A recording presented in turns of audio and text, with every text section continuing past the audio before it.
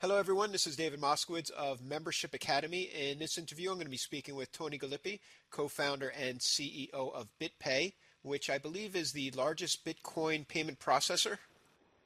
That is correct. Well, hey, Tony. Again, thanks again for taking the time to speak to my members. To start with here, Tony, I just think that there might be some confusion as to what Bitcoin is exactly. If you wouldn't mind just taking a couple of minutes just to explain it to the members. Sure. Bitcoin is a peer-to-peer virtual currency. So it's a electronic form of cash that anybody can use by downloading some software. And then now anybody can transact with anybody else anywhere in the world. Just like email enabled people to communicate with each other anywhere in the world, Bitcoin allows people to transact with anyone in the world. So it really opens up a lot of new opportunities for international business, for international payments, for crowdfunding, for micropayments. There's a whole new, really opportunity full of, e-commerce that can take place on a global scale. So, there seems to be a lot of different payment systems. In fact, I'd heard about Bitcoin a couple of years ago, and I didn't think too much of it because, there's so many payment systems out there. I just, kind of thought, oh, it's just another payment system. I don't really need to learn about it. So why should people be using Bitcoin at this point? Well, Bitcoin is different from all the other payment systems out there for really two reasons. Number one, it's fully open source.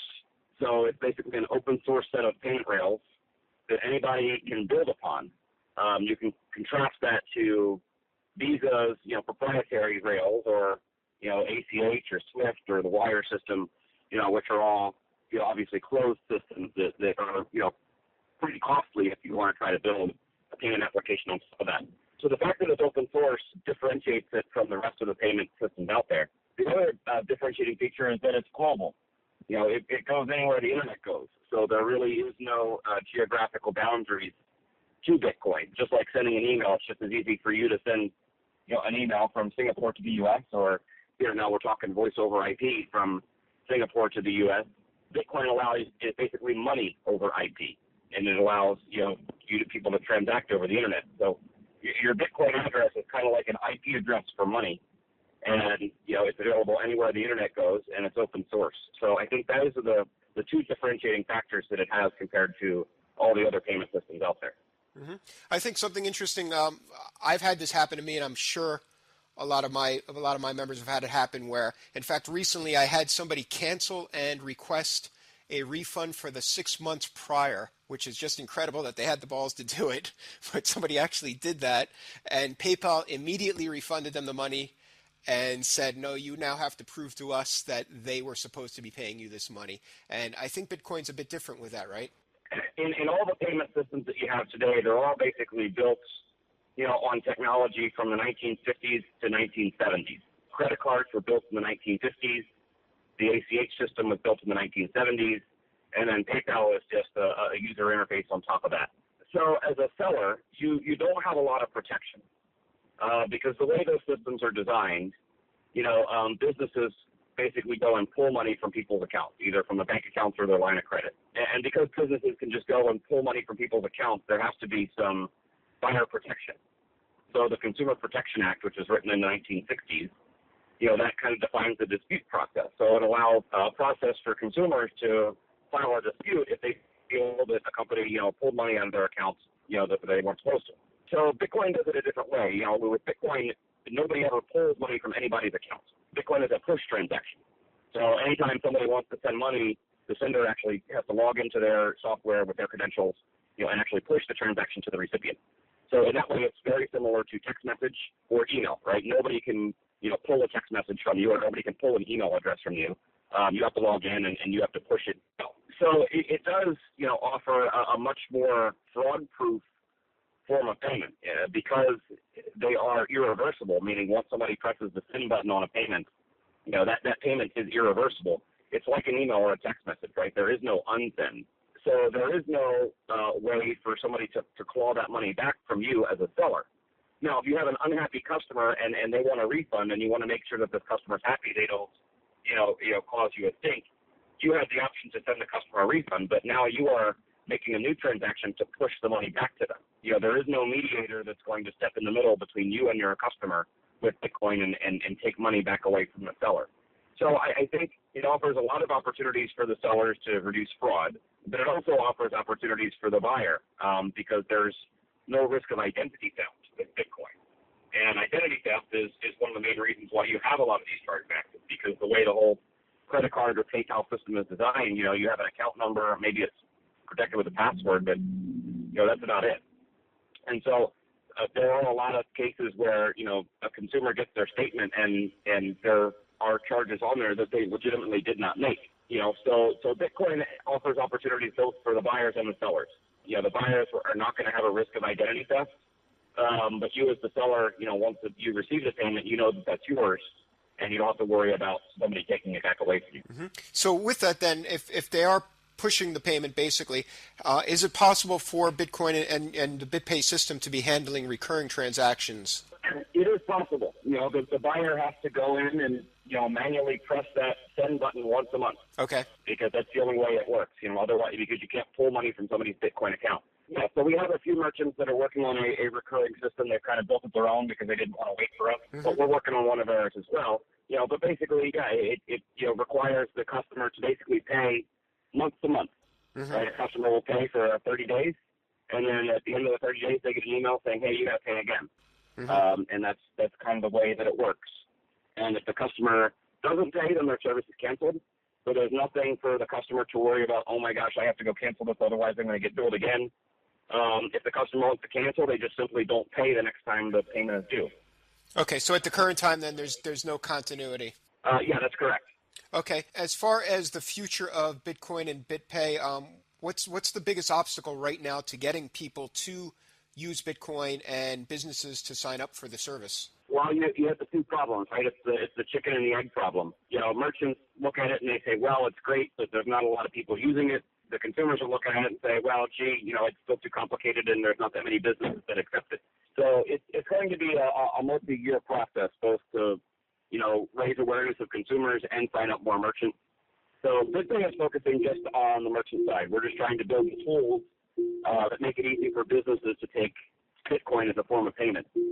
There's a handful of other businesses out there that are working on the consumer side, trying to make it easier for the consumer to store Bitcoins in a wallet and purchase them and buy and sell them. So it's kind of like the early days of the internet, where everybody kind of focuses on a different piece of the puzzle. But what we're doing for the merchant side is trying to build more tools, trying to make it easier for businesses, because the business integration is it can be more complicated because there's hundreds of different shopping cart platforms out there that businesses use. They want something that plugs into, their web store as it exists today. They don't want to completely redo their web store to accept a new form of payment. So we're going to be spending quite a bit of time, going through all the different, e-commerce platforms out there that people use and, making our API adaptable to them. We're going to be making enhancements to our API to make it easy for customers or for merchants to automatically route orders through our system. And then we're going to be adding new features like the recurring payments that we talked about. So, right now it's just a matter of building the tools and going out there and marketing them. So that's really going to be our plan for the next several years. When I talk to people about Bitcoin, one of the things that they tell me is, it's very risky because they saw this recent run up, and I got to say that the media had a big part of this as well to the recent bubble of the price exchange, and it scared away a lot of people from using Bitcoin.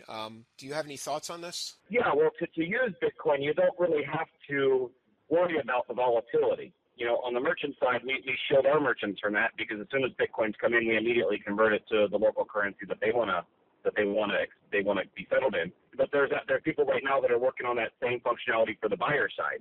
So buyers can load a Bitcoin wallet, let's say with dollars. They can put $100 in there. Don't buy Bitcoins right away, because then you're going to assume the volatility risk of Bitcoin.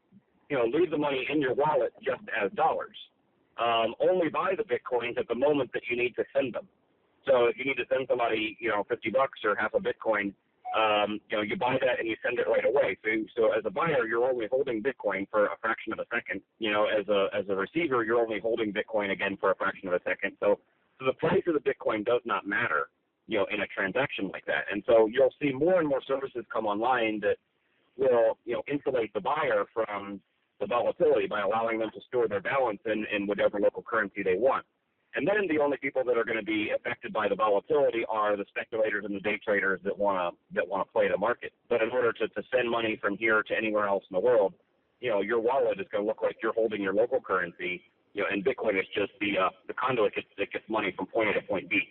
So the way that you're looking at it is basically as a simple transaction mechanism. Correct. Yeah. Bitcoin, I think, once it goes mainstream, I believe a lot of people will be using Bitcoin without even realize that they're using it. It's going to be what gets money from point A to point B, but what is at point A and what is at point B could be, two completely different things. Okay. If you have a minute, I'd just like to talk a little bit about kind of the Bitpay story. You've been a great startup story, and from what I've read, you've recently gotten, and you can correct me on these numbers if I'm off, 2 or 3 million in venture funding. You've grown the business. Last time I checked, it was 7 full-time employees, thousands of merchants, growing at, I think you did 5.6 in transactions, 5.6 million in transactions last month. What I think what my members would like to know is how have you achieved this growth and what have you done right and wrong to get there? Okay. Well, just to bring some of your numbers up to date, the amount of money that we've received from investors is $2.7 million. Mm-hmm. We now have 11 full-time employees. And our latest month, we processed over $7 million in transactions. Congratulations. Yeah, thanks. So a lot of it is just, continuing to execute our plan, continuing to build tools that merchants need to accept Bitcoin. I didn't realize how much pain there really was out there in the marketplace of businesses trying to take payments. You're talking about a 6-month subscription, but we have merchants that are selling, many $1,000 items, right? They're selling gold, they're selling music equipment, computers, iPads, cameras, they're selling equipment that's many thousands of dollars. They're typically selling something that's low margin to begin with because consumer electronics are a commodity and precious metals are a commodity. So you're typically offering, selling a product that has razor thin margin as it is, you're paying, 3% to the credit card company, to eat into that, and then you get one chargeback, on a $3,000 sale. I mean, you got to sell, a heck of a lot of money. You got to sell, maybe a couple $100,000 to make that back. So we're getting a lot of interest from companies that have the most pain today, trying to collect payments. And it's companies, obviously, that are doing e-commerce. It's companies that are selling high-ticket items. And it's companies that are trying to take payments from people from foreign countries. So if businesses are doing one or two or all three of those three things, then they've got a pretty compelling reason to try to use our technology. And we're getting more and more people sign up for it every day. Mm-hmm. So I think I also read or I heard on one of the podcasts or something that you actually bootstrapped your business to start with. Maybe you could tell us a little bit about how you first started this company. Sure. So my partner and I came up with the idea in May of 2011. He had been mining Bitcoins and I had been day trading Bitcoin. Steve and I have known each other for 20 years because we went to college together and we've kept in touch since college. So that's when we got the idea for Bitpay. So we spent, a good year just building the product by ourselves, just the two of us, so everything that is on our website, everything behind the scenes that makes it all work, it was stuff that Steve and I built ourselves. So when we did that, we started, once we had a working product, we started, getting some customers, getting a little bit of traction, started talking to investors, but we weren't really in a rush. It was just more, an opportunity to get to know them and understand, when they would want to get involved and how much and at what stage of the game. But then in November of last year is when we landed the WordPress account. That became quite a big newsworthy event that WordPress accepts Bitcoins. And it wasn't, the fact that they were, it was, all the reasons why they were doing it. So pretty quickly after that, we saw our traffic spike. We saw the number of signups, shoot through the roof. It pretty much tripled overnight and it stayed that way on a sustained basis. So that's where we sat down with the investors and we worked out a deal. And so we closed a seed round of financing in the beginning of January. And that's when we started, hiring people and really getting to work. It's been quite a story. I know I look forward to seeing what develops in this market. I know that you're very busy, Tony, so I really appreciate you taking the time to speak to my members today. Yeah, no problem. Thank you very much. That will conclude this Membership Academy expert interview. I want to say thank you once again to Tony Gallippi for taking the time to talk to us about Bitpay and Bitcoin. If you'd like to learn more about Bitpay, head on over to bitpay.com. I have a video on integrating a member with Bitpay. If you're a premium member of my site, Membership Academy, you can go ahead and watch that video and learn how to do that. And that will conclude this video. Thank you very much, and good luck with your membership site.